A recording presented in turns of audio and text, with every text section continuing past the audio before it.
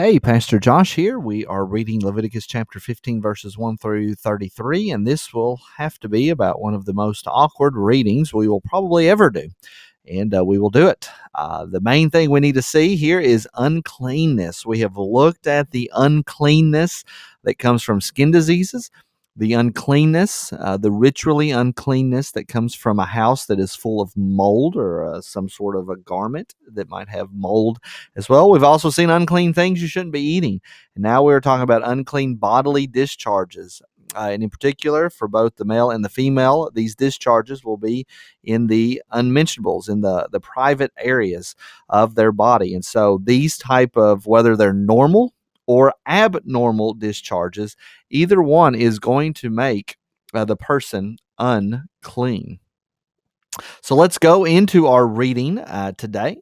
Laws about bodily discharges, starting with verse 1. The Lord spoke to Moses and Aaron, saying, "Speak to the people of Israel and say to them, when any man has a discharge from his body, his discharge is unclean. And this is the law of his uncleanness for a discharge, whether his body runs with his discharge or his body is blocked up by his discharge. It's coming out or it's not coming out. It is his uncleanness. So then everything that the man touches or comes in contact with then is going to be unclean." Makes sense. It's going to contaminate. It's going to make it ritually unclean. Every bed on which the one with the discharge lies shall be unclean, and everything on which he sits shall be unclean. And anyone who touches his bed shall wash his clothes and bathe himself in water and be unclean until the evening. Whoever sits on anything on which the one with the discharge has sat shall wash his clothes, bathe himself in water, and be unclean until evening. It is spreading. Whoever touches the body of the one with the discharge shall wash his clothes and bathe himself in water and be unclean until evening. It's spreading. And if the one with the discharge spits on someone who is clean, I don't know why I'd be spitting anyway, but if the spittle gets on someone, they are unclean. He shall wash his clothes and bathe himself in water and be unclean until evening. The person is just contaminating everything. On any saddle on which the one with the discharge rides shall be unclean. And whoever touches anything that was under him shall be unclean until the evening. And whoever carries such things shall wash his clothes and bathe themselves in water and be unclean until the evening. Anyone whom the one with the discharge touches without having rinsed his hands in water shall wash his clothes, bathe himself in water, and be unclean until evening. So every person that comes in contact, you are dirty. Every object that you come in contact with then goes into the realm of the unclean, and they cannot participate in holy worship until they become clean.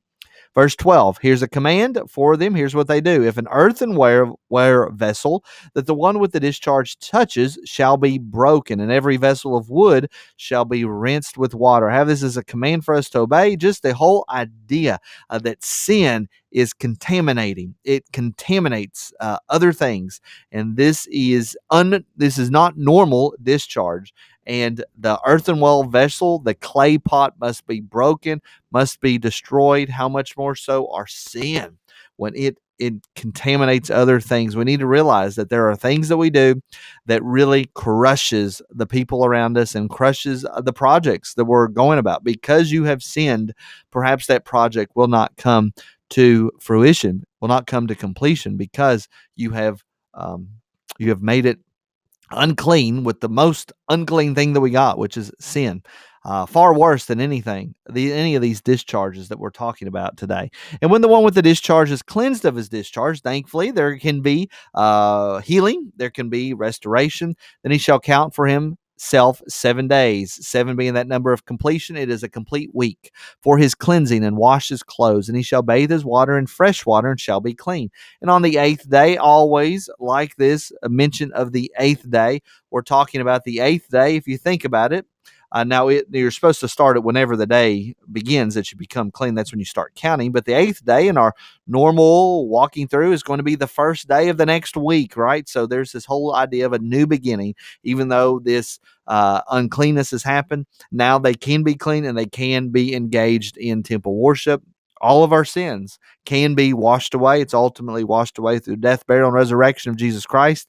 And you can be made new. You can be made clean. You can experience a relationship with Jesus Christ because of what he did. That's what these ceremonial laws are pointing to, even this one. So they're supposed to offer 2 turtle doves, 2 pigeons, and come before the Lord to the entrance of the tent of meeting. So now, actually, not only are they able to do it, but they're actually commanded, come into the temple. You're now clean, and now let's worship with the Lord. These would be the least expensive of the offerings that one could bring, and they're supposed to come to the tent of meeting. God can meet with them now that they are clean, give them to the priest.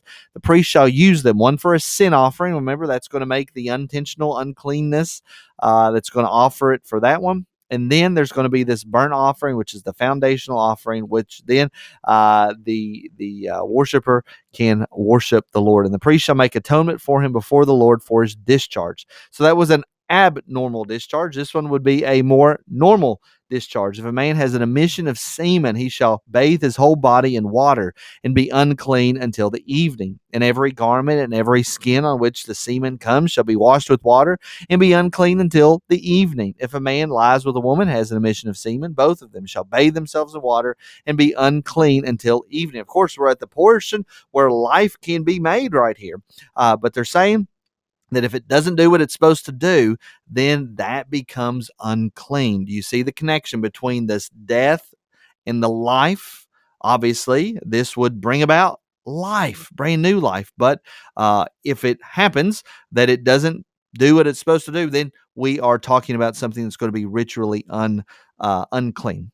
If a woman, now we've turned to the woman's unnatural discharge. When a woman has a discharge and her discharge is in her body, and she shall be in her menstrual impurity for 7 days. Whoever touches her shall be unclean until the evening.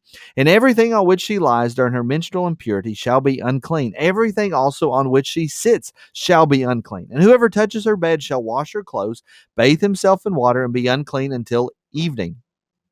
And whoever touches anything on which she sits shall wash his clothes and bathe himself in water and be unclean until the evening. Whether it is the bed or anything on which she sits, when she touches it, he shall be unclean until the evening. Or when he touches it, he shall be unclean until evening. And if any man lies with her, and her menstrual impurity comes upon him, he shall be unclean 7 days, and every bed on which he lies shall be unclean. So those were normal discharges. Now we're talking about another abnormal one. If a woman has a discharge of blood for many days, not at the time of her menstrual impurity, or if she has a discharge beyond the time of her impurity, all the days of the discharge she shall continue in uncleanness, as in the days of her impurity. She shall be unclean. Every bed on which she lies, all the days of her discharge, shall be to her as the bed of her impurity. And everything on which she sits shall be unclean, as in the uncleanness of her menstrual impurity. And whoever touches these things shall be unclean, and shall wash his clothes and bathe himself in water, and be unclean until the evening. But if she is cleansed of her discharge, she shall count for herself 7 days, and after that she shall be clean. Again, notice contaminating everything, just like we've seen before. It just gets it gets it gets intense. You just uncleanness continues to spread. And on the 8th day, she's going to take the exact same offering that the male was supposed to, 2 turtle doves, 2 pigeons, and bring them to the priest, the entrance of the tent of meeting. The priest shall use one for the sin offering, one for a burnt offering. The priest shall make atonement for her before the Lord for her unclean discharge. Remember, there is that situation of that lady who had an issue of blood for 7 years. She came to Jesus, and she knew, if I could just touch the hem of his garment, he's going to make me right. This is what Jesus cleansed her of. This right here. And she's going to be able now she's made clean. See, if she touched him, he should have been made unclean. But this is Jesus, and he is the ultimate holy of holies. He is going to make her clean, not her make him clean. She touches the hem of his garment, and she's made clean, cleaned and healed of that discharge. Thus you shall keep the people of Israel separate from their uncleanness, lest they die in their uncleanness by defiling my tabernacle that is in their midst. What we need to see from this verse right here is, obviously, it would be a terrible sin to die in uncleanness and not be able to participate in holy worship, to have a good, wonderful relationship with the Lord. God doesn't want that to happen. That's why all of these ceremonial laws are set up, to teach them ultimately, to teach us ultimately, that it's not these things that ultimately defile. Because we see that with the woman with the issue of blood that touched Jesus, and he made her clean. That's not the issue, not this ceremonial uncleanness. It's the sin that needs to be taken care of. And who, of course, takes care of our sin? Jesus Christ. So this is the law for him who has a discharge, and for him who has an emission of semen, becoming unclean thereby, also for her who is unwell with her menstrual impurity, that is, for anyone, male or female, who has a discharge, and for the man who lies with a woman who is unclean. I told you this would be the most awkward reading we will ever have. I pray that has blessed you, and we can say that we've read this together. I will see you all in the next video.